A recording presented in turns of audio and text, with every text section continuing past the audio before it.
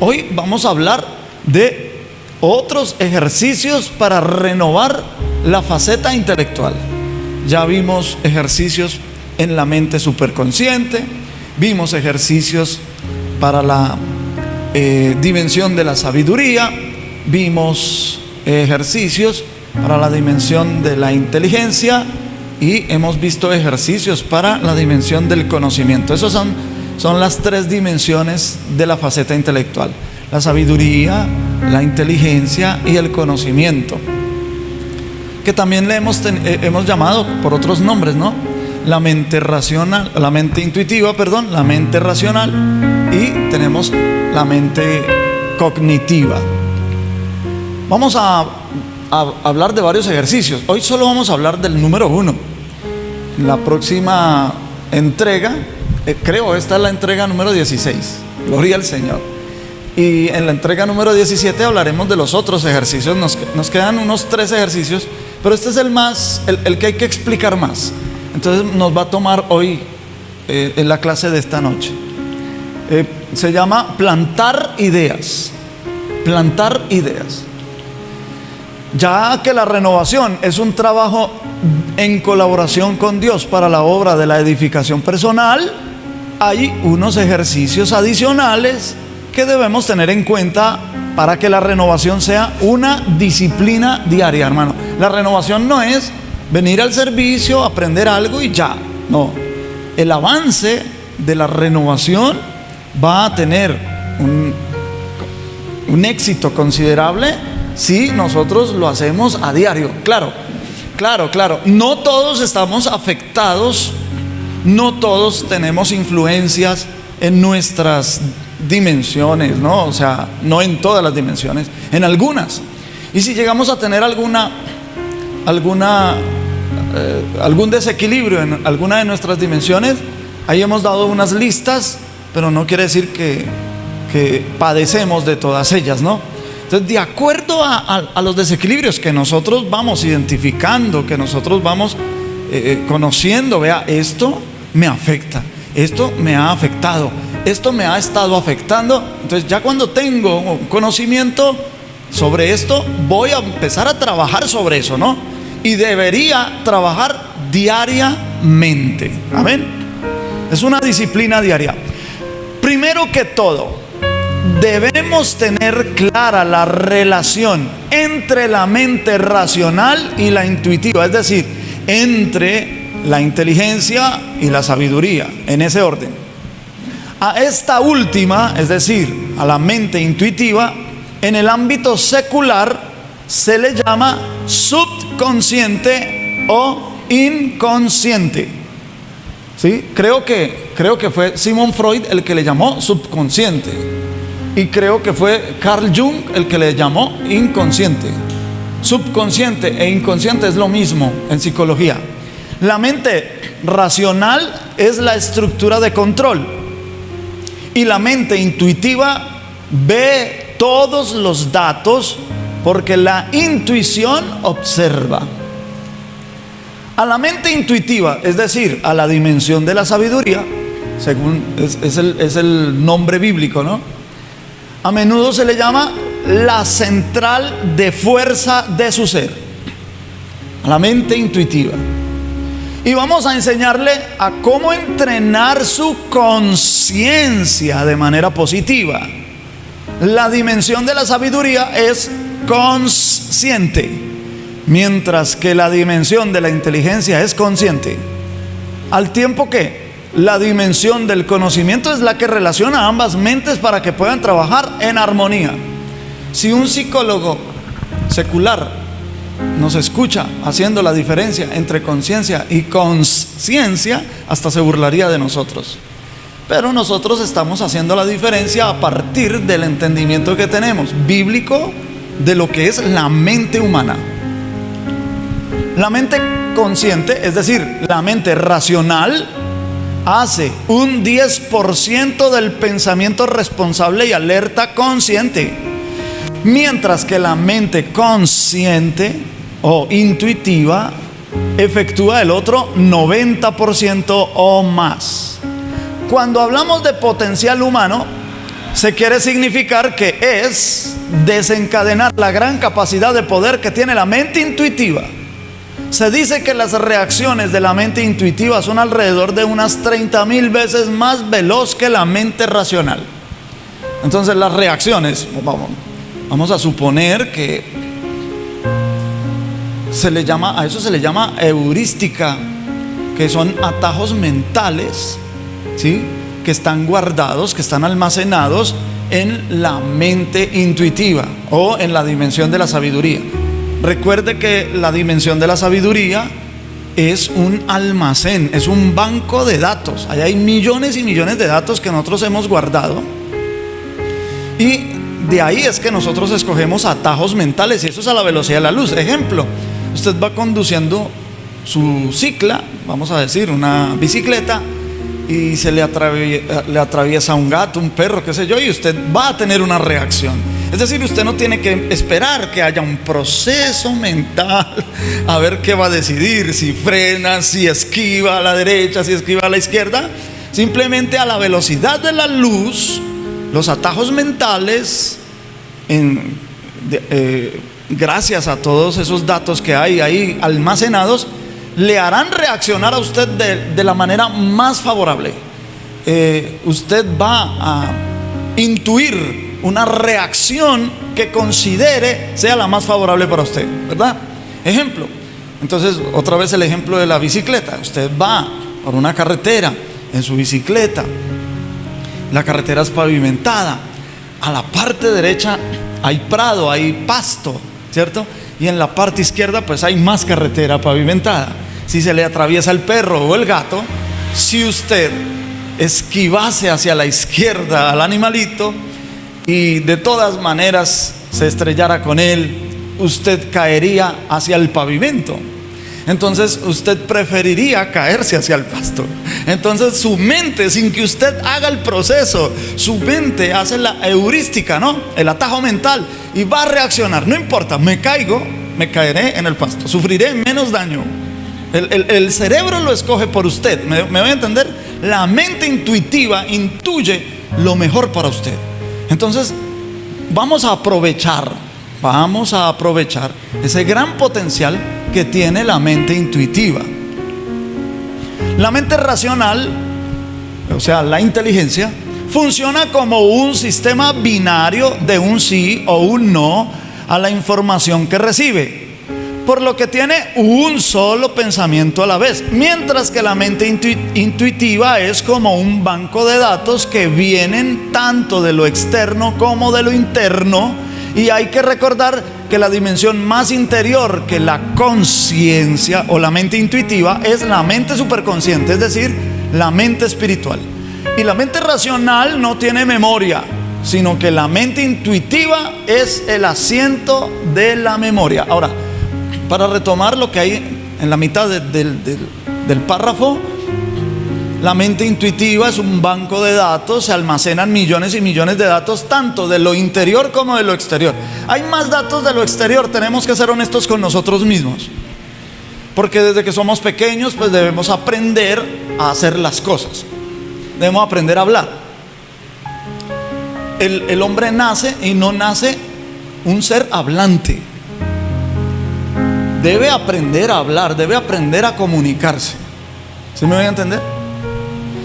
Debe aprender a caminar, debe aprender a llevar la cuchara a la boca, debe aprender a bañarse solo, debe aprender a vestirse. Todo eso hay que aprenderlo, y esos datos se almacenan ahí, en la mente intuitiva, y ahí están almacenados. Ahí los gustos que se desarrollan desde otras facetas de nuestra alma también se almacenan ahí. Muy pocos datos espirituales están almacenados ahí. Sí, hay muy pocos datos desde el espíritu a nosotros. ¿Y por qué?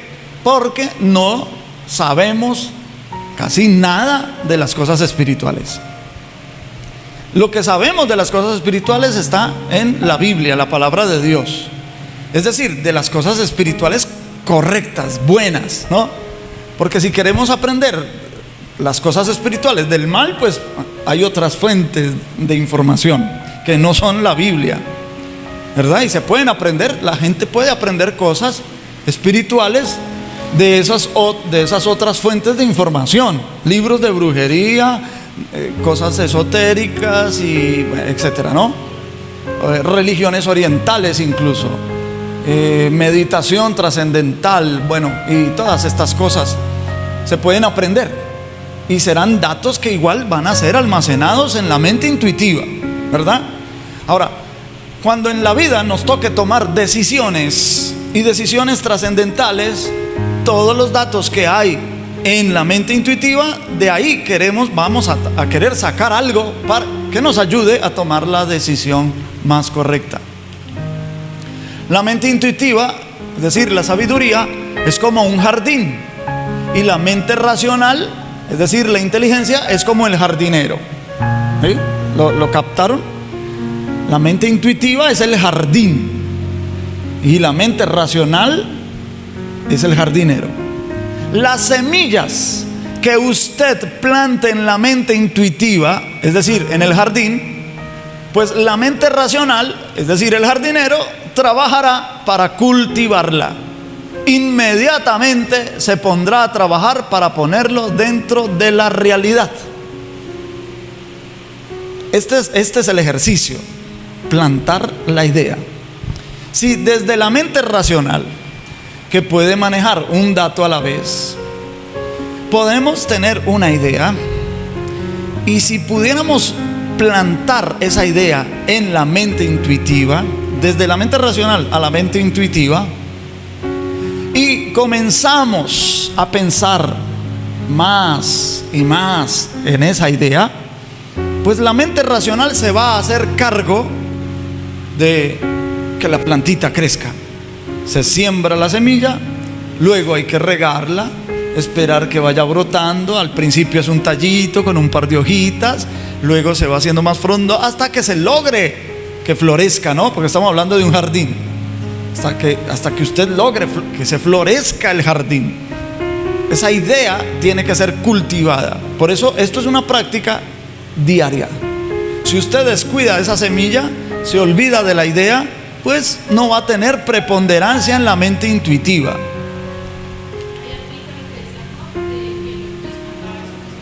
Ahora vamos a hablar de eso. Todo lo que siembre, eso crecerá. Lo que piense usted una y otra vez, crecerá en la realidad. La mente intuitiva es la capacidad total que se tiene en la faceta mental, y cuando se envía un pensamiento desde la mente racional, es decir, el jardinero, hacia la mente intuitiva, es decir, el jardín, ocupará un cierto espacio. Y ese pensamiento racional inicial, es decir, la semilla, es como la semilla sembrada en la mente intuitiva. Todos los datos que hay en la mente intuitiva son las cosas en las que pensamos, y son potencialmente factores que activan su vida hacia una u otra dirección correcta o incorrecta. ¿Sí? Porque si yo he almacenado ahí en mi mente intuitiva una serie, conjuntos completos de ideas incorrectas, pues mi vida va a ser orientada, guiada desde mi intuición hacia lo incorrecto. Ejemplo, la leyenda de Robin Hood. ¿Sí? ¿Cuál es la leyenda de Robin Hood? La leyenda de Robin Hood es un ladrón, un forajido que roba a los ricos para repartirlo a los pobres. Una buena obra. Para hacer esa buena obra hay que hacer primero una mala obra, porque robar es robar. Si yo siembro esa idea en mi mente, voy a ir a robar y pensaré que es correcto, cuando en realidad es incorrecto. ¿Sí me voy a entender? Bueno, es como poner un ejemplo nada más. Cuando se implanta una idea, una semilla, en su mente intuitiva, y entre más piense en esto, más su mente intuitiva, con toda su capacidad, recuerde, ella es más veloz, ella alberga el 90% o más de sus reacciones, estará esa mente intuitiva comprometida a pensar más y más sobre esta idea, hasta que esta idea llegue a ser tan consistente que ya no piensa en otra cosa. Esta gráfica, tenemos la esfera blanca que representa la mente intuitiva y el puntito rojo representa la semilla. ¿Esa semilla de dónde viene? Es un pensamiento racional, es decir, viene de la mente racional. ¿Listo? De su inteligencia. La inteligencia analiza, la inteligencia clasifica, la inteligencia organiza, pero ella puede hacerlo una cosa por una cosa. No puede pensar en todo al mismo tiempo, mientras que la mente intuitiva sí. Y por eso las mujeres que son más intuitivas que nosotros los hombres pueden hacer varias cosas al mismo tiempo. Por ejemplo, ¿cierto? ¿Por qué? No sé, Dios las diseñó así, gloria a Dios. Dios las diseñó así, Nosotros, los varones, somos más racionales que intuitivos. Por eso nosotros o nos concentramos en una cosa, y si tratamos de hacer varias, pues no nos sale bien, la verdad, ¿cierto? A las mujeres sí.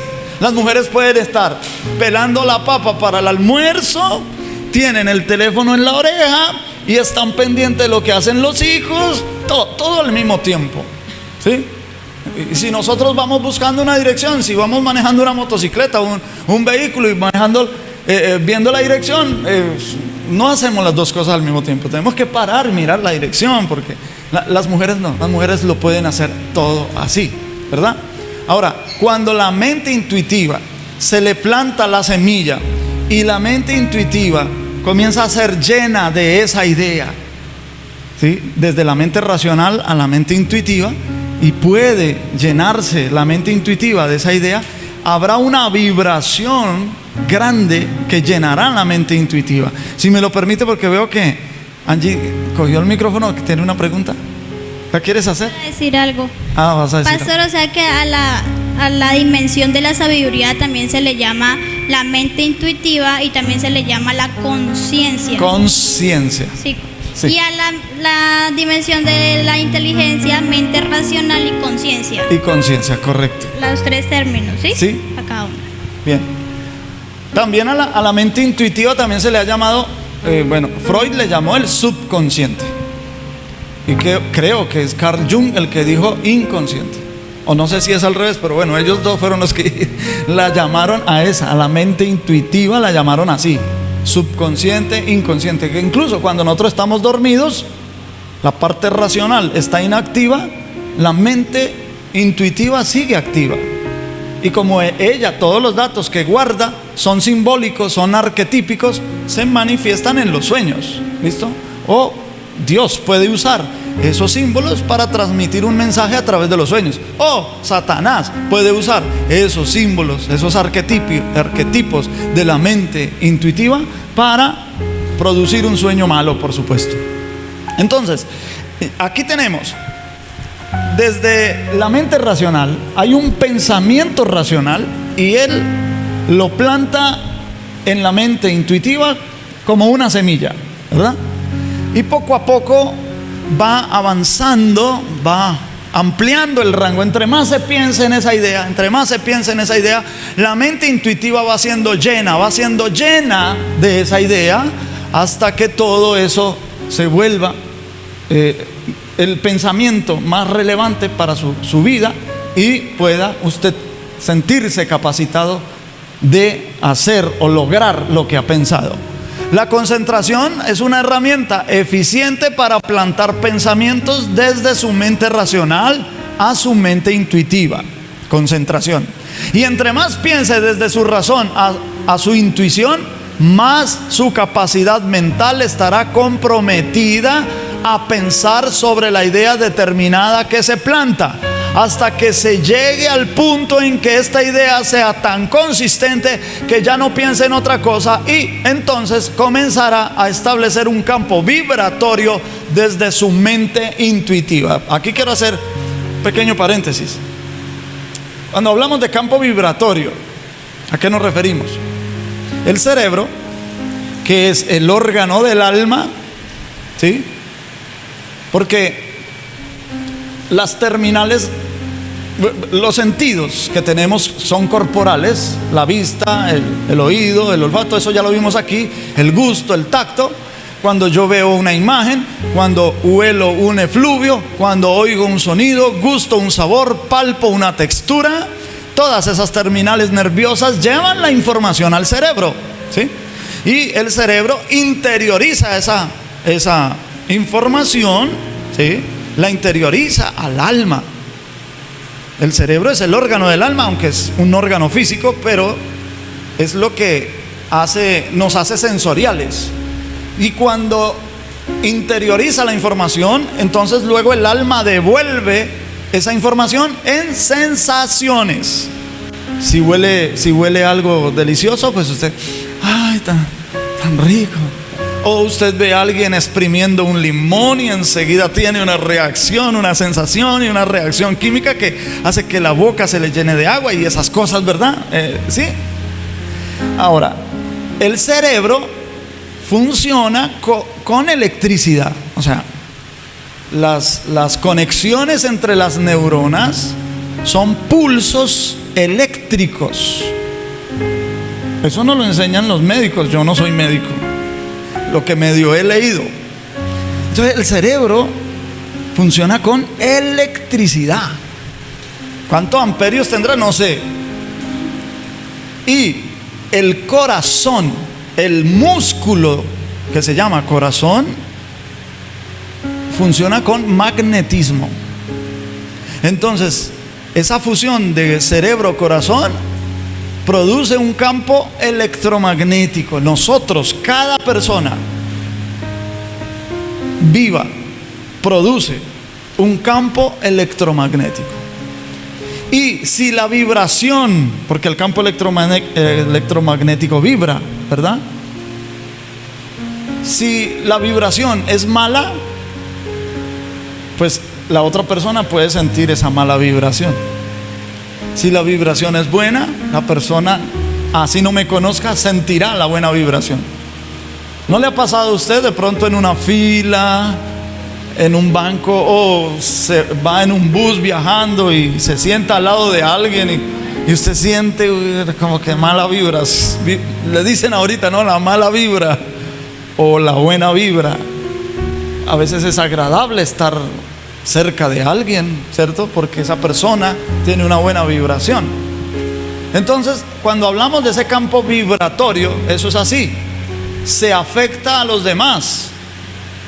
¿No le ha pasado que usted llega a una oficina, el funcionario o funcionaria de esa oficina está estresada o está estresado y lo atiende a usted así? Pues usted siente inmediatamente, usted también ya se pone rígido, usted ya no sabe ni cómo hablarle a la persona porque lo ve. Usted siente, eso se siente, hermano querido. Eso no, solo se siente. Por ejemplo, esto de implantar la idea, mire, es bíblico. Filipenses capítulo 4, versículo 8 y versículo 9.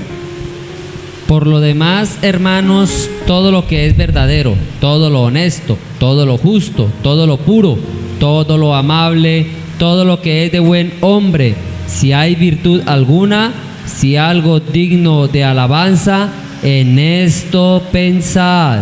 Lo que aprendisteis y recibisteis y oísteis y visteis en mí, esto haced, y el Dios de paz estará con vosotros. Amén. Mire, ahí hay una lista que la Biblia nos dice. Estas son semillas que nosotros debemos plantar en nuestra mente intuitiva. Es decir, que cuando estamos hablando de las ideas que vamos a plantar en la mente intuitiva, pues pudiéramos plantar una idea, qué sé yo, progresista, de éxito, de cualquier cosa, pero no va a tener la garantía como la lista que nos da la Biblia. La Biblia nos dice, mire, pensad en esto, ¿sí? Nótese el imperativo, pensad. Pensad, es un imperativo, es una orden. En esto pensad. esto nos conviene pensar en estas cosas, en esta lista de cosas, ¿sí? Porque van a optimizar nuestra vida, hermanos, sobre esta tierra, con el trato hacia los demás, con nuestra forma de tomar decisiones, etc. Vamos a mirar la lista, si me lo permiten, porque esto es el ejercicio que nosotros necesitamos hacer para renovar la faceta intelectual nuestra. ¿En qué debemos pensar? En primer lugar, dice, en todo lo que es verdadero.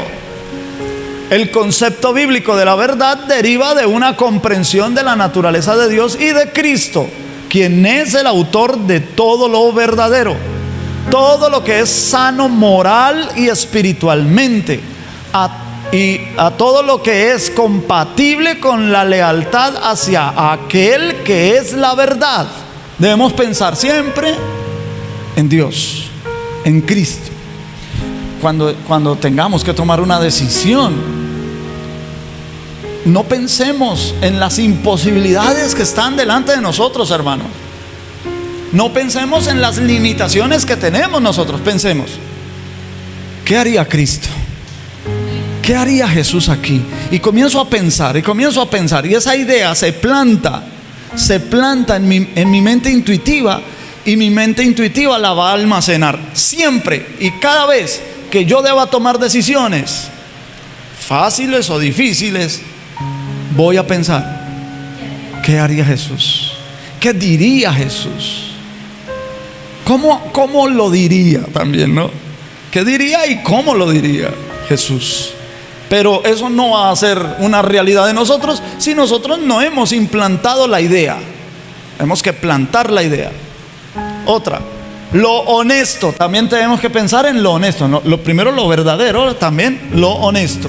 Esa palabra viene del griego semnos, que significa digno, serio, honroso, lo que es digno de respeto, noble. Entonces debemos pensar en esas cosas, en las cosas que son honrosas, en las cosas que son nobles, implantarlas, hermano, implantarlas. Mire, esto no, voy a leer lo justo, voy a leerlo y ahorita explico. Lo justo, también esa palabra viene del griego dikaios. En Mateo 1:19, José, su marido, como era justo, ahí aparece la palabra justo. Ahí está hablando de José, el marido de María, que era hombre justo. Se refiere a lo que es casto, recatado, inocente, intachable, por encima de todo reproche. Si nosotros, hermanos, implantamos estas ideas bíblicas en nuestra mente intuitiva, ¿sabe qué va a pasar? Empezamos a desarrollar el carácter de Cristo en nosotros. Porque nosotros todos nacemos con un temperamento. No confundas el temperamento con el carácter. Una cosa es el temperamento, otra cosa es el carácter. El temperamento es algo genético. El carácter es algo que se desarrolla o se debe desarrollar en nosotros. Se produce y se desarrolla. ¿Listo? Pues vamos a suponer que el temperamento es este, ¿sí? Y el carácter es el micrófono.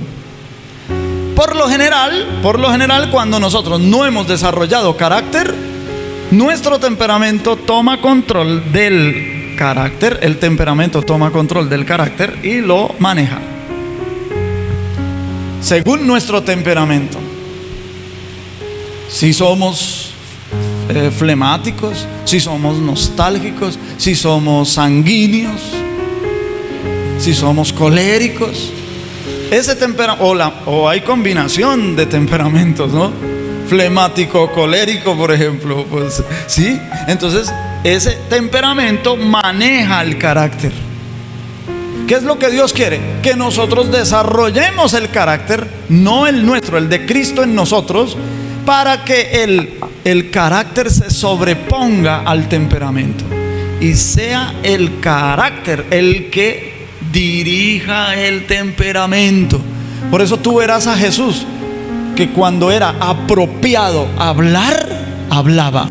Cuando era apropiado sanar, sanaba.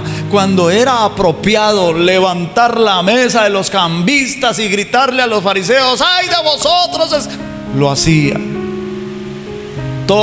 Él es un ejemplo maravilloso de las riendas de un carácter sobre un temperamento, el dominio propio. ¿En qué más tenemos que pensar? En lo puro. La pureza sexual está incluida en este término. Sin embargo, la referencia no debe limitarse a esta esfera, pues en la mente del cristiano también debe albergarse otras formas de pureza. Por ejemplo, se debe fomentar la pureza en las ambiciones, deseos y motivos, como Mateo 5:8: bienaventurados los de limpio corazón, porque ellos verán a Dios. ¿En qué más debemos pensar? En lo amable. Esa palabra viene del griego prosfiles, literalmente amigable, agradable, digno de ser amado. También tenemos que pensar en lo de buen nombre. Esa frase viene del griego eufemos. Literalmente significa que suena bien, es decir, honorable, de buena reputación, elogiable, o aquellas cosas que están en armonía con los ideales cristianos. Y luego el apóstol Pablo dice: si hay virtud alguna. Esto lo podemos comparar con Filipenses 2:1. Filipenses 2:1. Por tanto, si hay alguna consolación en Cristo, si algún consuelo de amor, si alguna comunión del Espíritu, si algún efecto entrañable, si alguna misericordia. Mire, si hay algo de eso, si hay algo de eso en ti, y ahí enumera varias cosas. Lo mismo en el pasaje que leímos: si hay virtud alguna, en esto pensad. Entonces Pablo ahora abarca todas las cualidades deseables posibles, de modo que no quede omitida ninguna virtud. Si hay virtud alguna. Esa palabra virtud viene del griego arete, pero no se imagine el arete que se ponen las mujeres, porque el vocablo arete en español viene de aro, arete, ¿sí? Pero el griego arete es un vocablo que tiene una amplia variedad de significados, pero que aquí se refiere en cierto modo a excelencia moral. Y luego dice: si hay virtud alguna, si algo digno de alabanza, que viene del griego epainos, que significa aprobación, elogio, en esto pensad. Y esa palabra pensad del griego logizomai, es decir, tened en cuenta todas estas virtudes, permitid que actúen activamente en vuestra vida. Si vivimos correctamente, tenemos que pensar correctamente. El desarrollo del carácter cristiano exige una manera correcta de pensar. Por eso Pablo bosqueja un programa constructivo de actividad mental. En vez de pensar en nuestras diferencias con otros o de estar preocupados por nuestras necesidades diarias, debemos dedicar nuestra mente a las virtudes positivas. ¿Esto cómo se hace? Pensando en ellas, pensando en esas virtudes, pensando en eso todos los días. Piensa en eso y verá que desarrollamos el carácter. Que no se puede, sí se puede. Pastor, pero es que tenemos una naturaleza pecaminosa. Sí, pero sí se puede. Tenemos un ejemplo bíblico de eso con Enoc. La Biblia dice: Enoc, séptimo desde Adán, caminó con Dios y Dios se lo llevó. Ya no tenía nada que hacer aquí sobre esta tierra. Él, a pesar de haber heredado una naturaleza pecaminosa, él desarrolló un carácter santo. No una naturaleza santa, sino un carácter santo. Nadie tiene la naturaleza santa, ni nadie puede desarrollar una naturaleza santa. No. Eso es un milagro que hará el Señor en su segunda venida. Y luego dice: lo que aprendisteis y recibisteis de mí. O sea, puede referirse a lo que los creyentes obtuvieron de las instrucciones del apóstol. Lo que oísteis y visteis. La vida del maestro es tan importante como las enseñanzas teóricas. Pablo lo sabía y por la gracia de Dios podía vivir en tal forma que con confianza podía presentar ante sus lectores su propio ejemplo. Y luego dice, esto haced. Y esa palabra viene del griego praxo, de ahí viene praxis, práctica, practicar, ejercitar. El apóstol quería estimular a sus conversos a practicar realmente las virtudes que él les había presentado. Y luego promete, el Dios de paz, es decir, el Dios que es amor y dador de la paz. Dios mora con los que tienen pensamientos santos y viven vidas santas. Con Él viene la paz que es suya. Filipenses 4:7. Y la paz de Dios, que sobrepasa todo entendimiento, guardará vuestros corazones y vuestros pensamientos en Cristo Jesús. Amén. Romanos 15:33. Y el Dios de paz sea con todos vosotros. Amén. El Dios de paz. La verdadera paz viene de Dios. Por eso Jesús dijo, mi paz os doy, mi paz os dejo. Yo no la doy como el mundo la da. ¿Por qué? Porque el mundo la da pensando que la paz es un bien material.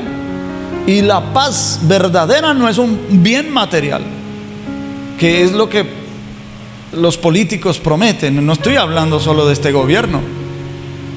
Los políticos, todos prometen paz. ¿Por qué? Porque se piensa que es un bien material, ¿sí? No, la verdadera paz es un estado del alma. Es un estado del alma, hermano. Usted puede vivir en el lugar más conflictivo y aún así vivir en paz. ¿Cierto que no? O usted puede vivir en el lugar más pacífico y aún así vivir sin paz. Porque la paz está dentro de usted o ausente de usted. Ya que la mente racional solo puede tener un pensamiento a la vez, ya sea positivo o negativo, entonces los pensamientos que usted haga preponderantes en su mente racional tomarán el predominio en su conducta. Y si por ventura un pensamiento negativo está predominando, debe reemplazarlo por uno positivo. Somos seres humanos, a todos nos pasa. Hay situaciones que nos ponen a pensar de forma negativa.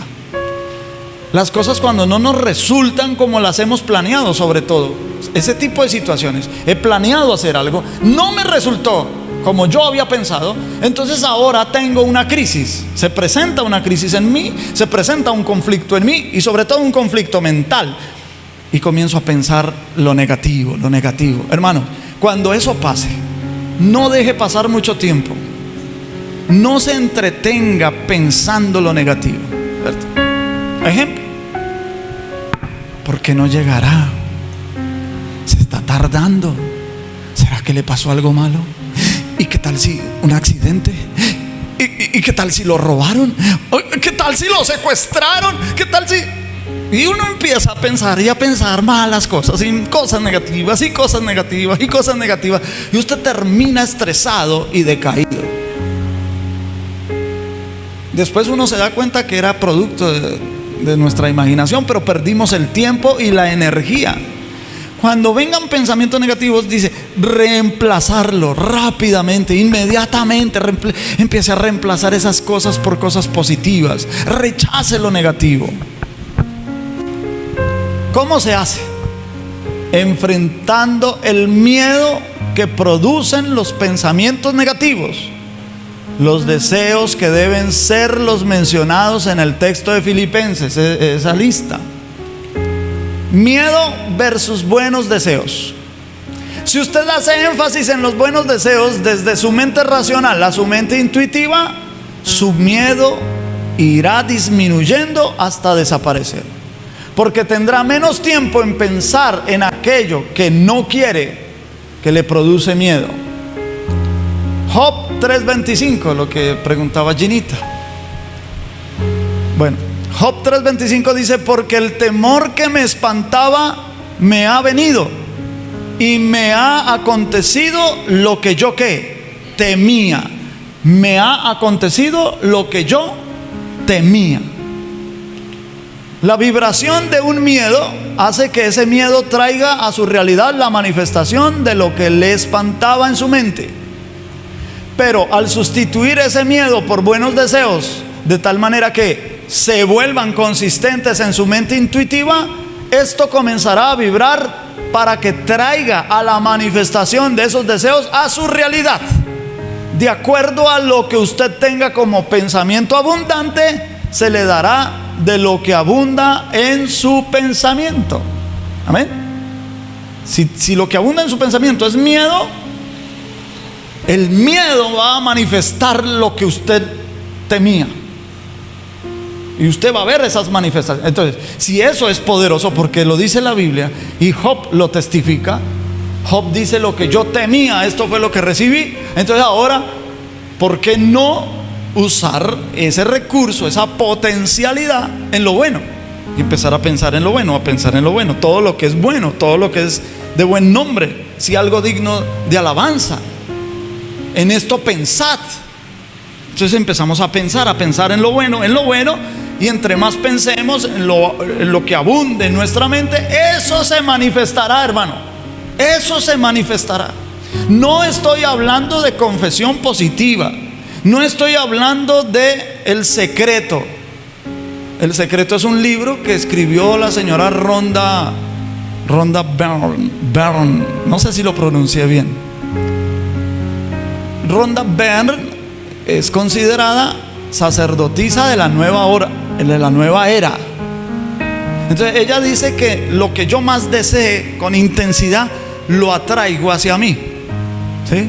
Y la confesión positiva, ¿qué es? Que por ejemplo, si yo voy en el automóvil a hacer una diligencia al centro de la ciudad y sé que a esta hora los parqueaderos están llenos, que yo debo en el camino empezar a confesar: encontraré lugar para el parqueo, encontraré lugar para el parqueo, encontraré lugar para el parqueo, encontraré lugar para el parqueo, encontraré lugar para parqueo. Y cuando usted llega, va a encontrar lugar para el parqueo, ¿sí? Así de fácil. Pero ¿sabe cuál es la trampa? Les voy a decir cuál es la trampa de eso. Saca a Dios y el hombre se vuelve independiente. No necesita de Dios. Necesito de mi mente, necesito de mis deseos. Voy a desearlo con intensidad, voy a desearlo con intensidad, voy a desearlo con intensidad. Lo voy a confesar positivamente, lo voy a confesar positivamente, lo voy a confesar positivamente, y eso me va a venir. No necesito de Dios. Esa es la trampa, y es una trampa del enemigo. Sí es verdad que yo puedo usar un recurso siempre y cuando yo diga lo mismo que Dios dice. Si con mi boca yo confieso lo que Dios dice, el mundo espiritual va a reaccionar a mi favor. El mundo espiritual va a traer a la manifestación aquellas cosas de las cuales yo he plantado en mi mente y las confieso con mi boca. Pero lo que es de Dios. Lucas 19:26. Pues yo os digo que a todo el que tiene se le dará, mas al que no tiene, aún lo que tiene se le quitará. Ojo con ese texto. Este es un principio que está presentado en forma de paradoja, como también lo dice Mateo 13:12. Porque a cualquiera que tiene se le dará y tendrá más, pero al que no tiene, aún lo que tiene le será quitado. Si una persona lo que tiene es abundancia de pensamientos negativos y unos poquitos positivos, aún lo poquito que tiene de bueno se le quitará. Pero si nosotros abundamos en el pensamiento de Dios, en el pensamiento positivo de Dios, ¿cierto? Se nos dará más, incluso se nos revelará más. Mateo 25:27. Por tanto, debías haber dado mi dinero a los banqueros, y al venir yo hubiera recibido lo que es mío con los intereses. Oiga, hubiera recibido lo que es mío. Este es el Señor Jesús hablando. Entonces, cuando nosotros plantamos las ideas de Dios en nuestra mente, ¿son las ideas de quién? De Dios. es el lenguaje de Dios, pero yo lo puedo usar, yo lo puedo administrar. Y al menos si yo pusiera esos pensamientos en recaudo de mi mente, al menos va a producir ¿qué? Los intereses, dice ahí. Algo de ganancia voy a tener, ¿me voy a entender?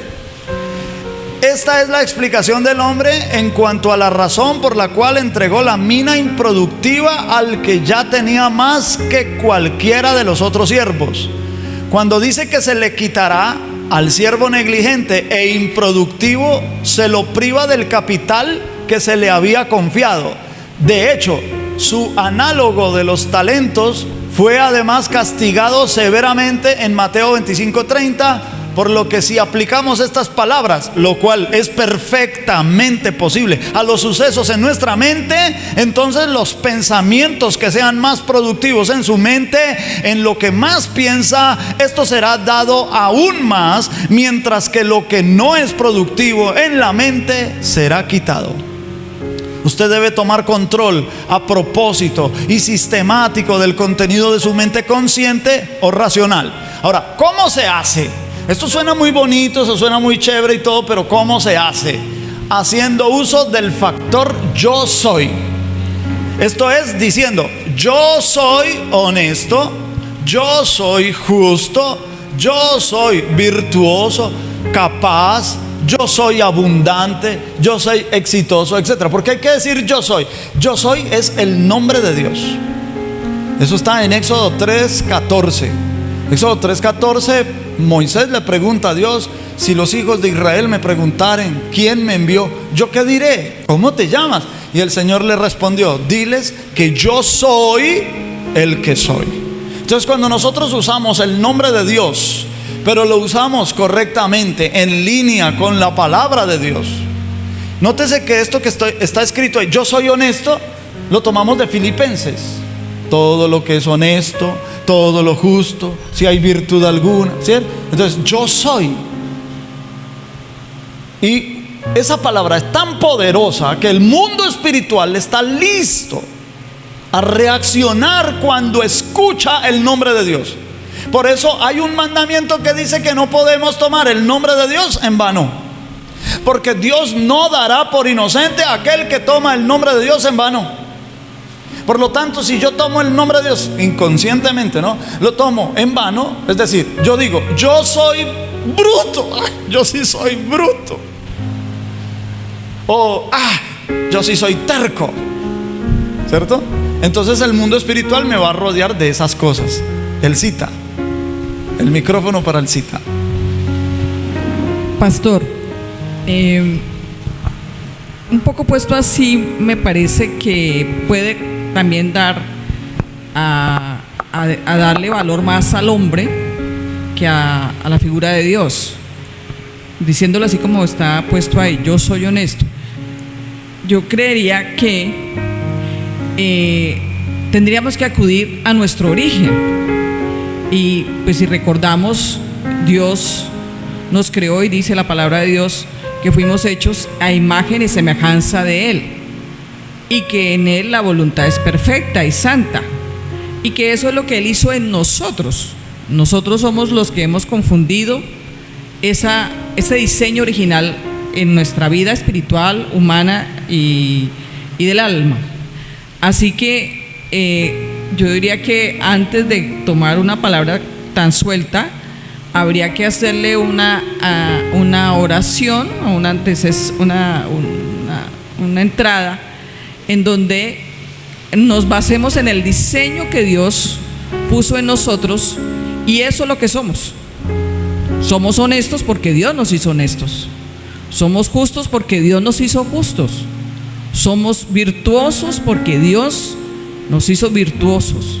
O sea, siempre tendríamos que situar a Dios, que fue el que nos hizo en esa condición de perfección y santidad, para que vuelva a nosotros esa realidad, creería. Gracias, Elcita. Sin embargo, tú comenzaste diciendo algo y al final chocaste con lo que empezaste a decir. Te lo digo con respeto. Esto del yo soy no necesita una entrada, no necesita una oración previa. Eso es una ley. Es una ley porque Dios en su ley dijo: no tomarás el nombre de Dios en vano, ¿cierto? O sea, el yo soy no se puede tomar en vano. ¿Por qué? Porque eso funciona, 100% funciona. Así yo, digamos, no entienda eso, o yo no, incluso ni lo crea, por ejemplo, ¿cierto? Alguien puede no creer en la ley de la gravedad, o alguien puede no entender cómo funciona la ley de la gravedad, pero la ley de la gravedad funciona 100%. Esta es una ley espiritual.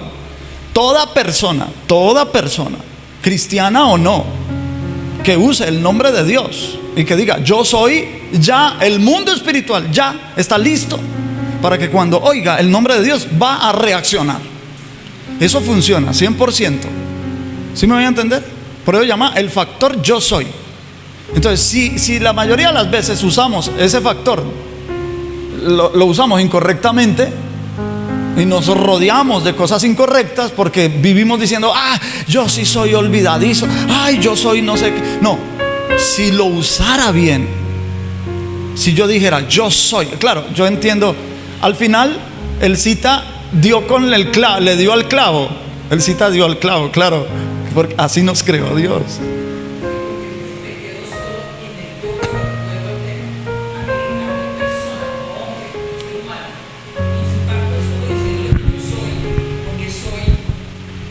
Hablabas de la autora del libro, porque me considero que yo soy, pero porque soy perfecta, porque tengo esas capacidades, pero por mí misma, no por Dios. Sí. Entonces por eso digo que aunque yo enuncie el yo soy, pero me quedo en mí misma, entonces no he trascendido a darle la posibilidad que Dios sea el que sea en nosotros, y no en nosotros solos. Correcto. En eso que tú acabas de decir, sí, se apoya en Filipenses. Primero hay que implantar la idea de Dios en nuestra mente. Entonces por eso dice: todo lo honesto, todo lo justo, todo lo amable, todo lo puro, si algo digno de alabanza, si hay virtud alguna, ¿sí? Eso que dice Filipenses son los pensamientos que yo debo tener implantados en mi mente, para que cuando yo use el nombre de Dios conscientemente, cuando yo digo yo soy, no me refiero a Carlos Vélez. Estoy diciendo yo soy porque estoy pronunciando el nombre de Dios. Ahora dependerá de lo que yo diga después de esa frase, de esa palabra, ¿cierto? Si digo cosas negativas, el mundo espiritual reaccionará.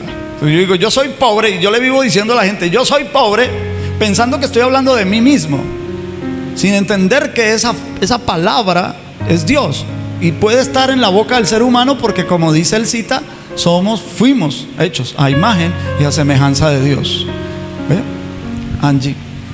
Pastor, le quiero añadir algo a lo que ella dice, y es que de pronto ella cree que, o sea, cuando uno dice yo soy, pues esto es bueno, ¿no? Yo soy amable, yo soy esto, pero usted también nos ha enseñado que uno a veces casi siempre dice yo hago, yo esto, yo y yo y yo. Entonces yo creo que ella se refiere es como a eso. Sí, yo entiendo que el cita se refiere a que no se quede en el ego. Ojo, porque cuando yo digo solo yo, cuando yo digo yo, y yo, primero yo, segundo yo, tercero yo, es evidencia del egoísmo en nosotros. Cuando yo digo yo soy, porque ese soy es el ser, y Dios es el ser que nos dio el ser. Entonces, o sea, ese soy acompañado con el yo soy, ya se sale del ego. ¿Me voy a entender? O sea que aquí uno puede decir yo, o sea, cuando uno dice yo soy, es decirlo con algo siempre positivo, algo bueno. De acuerdo a la palabra de Dios. O sea, no podemos tampoco decir lo que se nos ocurra, lo que se nos antoje, ¿no? Yo soy extraterrestre. Y ahí hay una señora que se creía, ¿cierto?, que hablaba con los extraterrestres y hablaba unas lenguas ahí raras. Por ejemplo, ¿se da cuenta? No. Yo soy de acuerdo a lo que la Escritura dice. Yo soy sabio, por ejemplo, sí, claro, yo soy sabia. La mujer sabia edifica su casa, por ejemplo. Entonces, para que una mujer pueda ser edificadora de su casa, puede decir: Señor, yo soy sabia. Mire que el profeta Joel dice, diga el débil, fuerte soy. O sea, no dice, fuerte yo fuerte, no, fuerte soy. Ahí ya tiene que ver con el ser, ya metemos a Dios ahí. Porque no es que yo me haga el de las gafas, el tonto, no, yo soy fuerte, yo soy fuerte, no. Debo reconocer que soy débil, por eso la Biblia dice, diga el débil.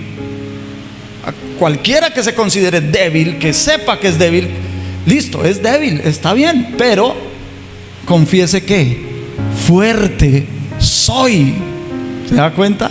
Fuerte soy. Si la Biblia dice que Dios es el dueño de la plata y el oro, por ejemplo, Dios es el dueño de la plata y el oro, y usted es hijo de Dios y está en una condición de estrechez económica, bueno, está pasando por una estrechez económica, pero ¿qué va a confesar? ¿Qué va a confesar con su boca? Yo estoy en la olla. Yo soy pobre, yo soy arruinado. No, está bien, estás pasando por estrechez económica, pero confiesa de acuerdo a la palabra de Dios. Si tú te estimas hijo de Dios, dice, yo soy rico en Dios. Yo soy, Señor, yo soy una persona capaz. Yo soy una persona que va a salir de este embrollo en el nombre de Jesús. ¿Ves? Entonces tú comienzas a declararlo, porque si las dificultades que nos rodean nos hunden y nosotros nos dejamos hundir por el pesimismo y por la mala declaración de nuestra boca, y sobre todo si también estamos pronunciando el nombre de Dios, peor. El mundo espiritual más nos rodeará, rodeará de eso, hermanos. Bueno, esto debe ser llevado a su mente intuitiva más y más, y cada vez más desechará pensamientos negativos de sí mismo, tales como: yo soy bruto, yo soy solo, yo soy menos. Porque hay gente que dice: yo soy menos, yo soy miedoso, yo soy débil, yo soy incapaz, yo soy pobre, yo soy perezoso, yo soy ignorante, yo soy limitado, yo soy rechazado, etcétera. Oiga, y hay gente que se enorgullece con: ay, es que yo soy perezoso, yo soy así. Y se enorgullecen de eso, cuando eso no es una virtud. Filipenses está diciendo que si hay virtud alguna, todo lo que es de virtud es lo que tenemos que implantar en nuestra mente y confesar con nuestra boca, ¿verdad? Pero ¿qué virtud hay en la pereza, por ejemplo? Ninguna virtud hay en la pereza. Es que los proverbios dicen: mira a la hormiga, oh perezoso. Mire a la hormiguita. Bueno, para que aprenda. Entonces, esperemos en nuestra próxima entrega la psicología del llegar a ser, los dos grandes poderes y las leyes mentales. Ahí hay 3 ejercicios que en nuestra próxima entrega vamos a tener. Amén. Entonces ya sabemos, número 1, repasando, número 1, implantemos ideas desde la mente racional a la mente intuitiva. La vamos a implantar, ¿sí? Pero no dejemos de pensar en eso. Pensemos en todo lo honesto, todo lo puro, todo lo justo, todo lo amable. Si hay virtud alguna, si algo digno de alabanza, en esto pensad. Vamos a estar pensando en eso y llenando la mente intuitiva de esas cosas, llenándolas, para que cuando tengamos que tomar una decisión, para que cuando se nos presente algo, ¿qué vamos a decir? ¿Cómo vamos a reaccionar? ¿Sí? Vamos a reaccionar: ay, verdad, sí, pobre. Llega alguien a pedirte un consejo y tú dices: no, mija, pero yo estoy peor que usted. ¿Sí? Dice: no, que necesito plata. No, ya somos 2. Y ese tipo de cosas. ¿Usted cómo ayuda a otro, hermano? ¿Cómo lo ayuda? Hombre, no tengo el recurso, pero tengo una palabra. Venga, y usted le siembra también un pensamiento, y vamos a salir adelante. Tranquilo, aguante un ratico. Esto no va a ser por siempre. Dios es poderoso. No desconfiemos de la voluntad de Dios. Y cosas así, hermano. Pero si nosotros reaccionamos, es igual o peor que el problema que trae la persona. ¿Cómo vamos a ayudar a otro, a un familiar, a un amigo, a una amiga, a un hermano en Cristo? ¿Cómo lo vamos a ayudar? Vamos a tener herramientas almacenadas en nuestra mente para cuando eso se necesite. La Biblia dice: el hombre del buen tesoro de su corazón sabe sacar buenas cosas. Pero ¿cuáles buenas cosas hay en el corazón si ni siquiera pensamos en ellas? Todos los días pensemos en las cosas buenas de la palabra de Dios, hermano. Donde la palabra de Dios nos ha dicho, es mayor el que está en nosotros que el que está en el mundo. Por ejemplo, Jehová es mi pastor, nada me faltará. Por ejemplo, ¿sí ven? Si Dios con nosotros, ¿quién contra nosotros? Por ejemplo, ni lo alto, ni lo profundo, ni lo ancho, ni lo angosto, ni ángeles, ni principados, ni la muerte, ni la vida, nada nos podrá separar del amor de Dios que es en Cristo. Ese tipo de pensamiento, hermano, además de que son pensamientos positivos de la palabra, ellos son como una escoba. Ellos van barriendo la basura que hay en nuestra mente. Porque basura también nosotros hemos almacenado en nuestra mente. Hemos almacenado basura, ¿sí? Y esos pensamientos de la palabra de Dios, ellos barren esa basurita y va siendo reemplazado por pensamientos buenos. En el momento en que llegue una crisis, yo tengo recursos, yo tengo almacenamiento y tengo ahí potencialmente cómo reaccionar bien y cómo hablar bien para que el mundo espiritual nos rodee. Y de eso también depende la fe. La fe es un contenido. La fe no es solo para creer esporádicamente. Estas cosas de la palabra de Dios es el contenido de nuestra fe. O sea que nosotros somos como vasos. Cuando aceptamos a Jesús, el vaso se limpia, pero el vaso queda vacío. Hay que empezarlo a llenar de buenas cosas. ¿De cuáles son las buenas cosas? De la palabra de Dios. Ese es el contenido de nuestra fe. Dependiendo de lo que haya en nuestro vaso, de eso vamos a dar. Y de eso nos vamos a proveer incluso para nosotros mismos en momentos decisivos. Amén. Ese es el ejercicio que quería enseñarles en esta noche. En la próxima entrega vamos a tener allí otros ejercicios, 3 ejercicios más, y terminamos con la faceta intelectual. Luego pasaremos a la faceta emocional. Amén. Es interesante.